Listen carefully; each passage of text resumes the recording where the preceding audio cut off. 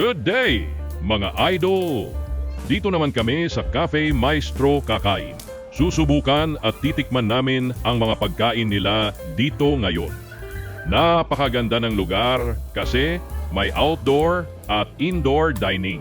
Medyo klase yung loob at sosyalin din yung garden sa labas.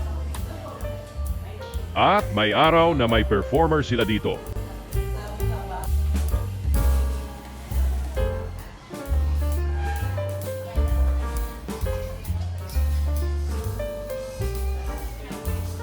Nahirapan kaming pumili ng mga pagkain.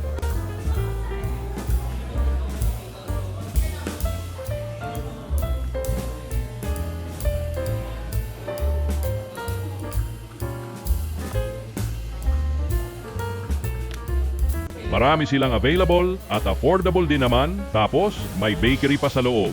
Maganda rin ang cashier, maganda ang presentations ng mga pagkain. Ito nga pala yung mga in-order namin.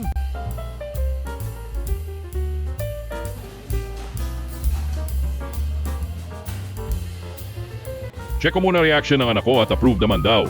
Nagustuhan niya at marami siyang nakain.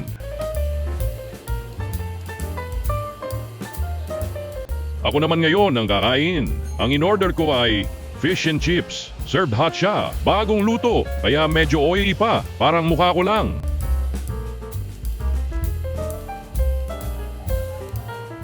Nagustuhan ko kasi masarap naman sakto sa pihikan kong panlasa.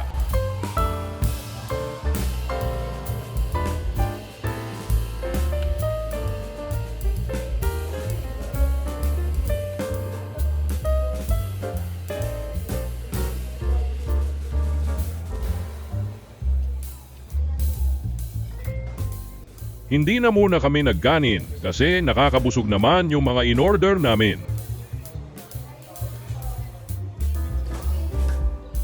Maliit lang ang parking space nila dito kaya mas advisable kung motor or e-bikes lang gagamitin nyo pagpunta nyo dito. Dito lang yan sa Zavala Street, Barangay Malusac Esta, Rosa, Laguna. Follow mo ko, libre kita ng croissants.